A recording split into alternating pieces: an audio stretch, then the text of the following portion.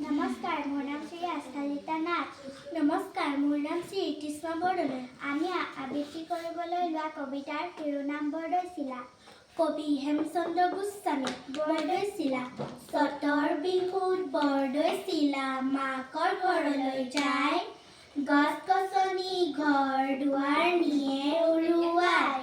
শিল দল ভাঙি মেলিছে ঢাপলি, লগত নিছে লগৰীয়াত যতবা মাৰলি।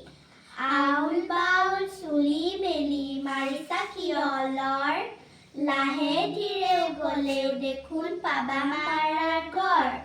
চোতালত দিছো বৰ পীৰা কাকৈ ফণি তাতে, মূৰৰ চুলি মেলাই যোৱা ৰজাৰ ৰাজবাটে। মাৰাই দিব মাধৈ ফুল, বাপেৰাই দিব খাৰু, ককাইৰাই দিব কাপোৰ কানি, ভাইৰাই দিব কেৰু। শুবলৈ দিব শীতল পাতি, বহিবলৈ দিব পীৰা, খাবলৈ দিব জহা ধানৰ ধোৱা ভজা চিৰা। কাবৌ কৰি মাতিছো আমি লাহে ধীৰে যোৱা, আমাৰ প্ৰজা ঘৰ কেইটি ভালে ভালে থোৱা। নমস্কাৰ।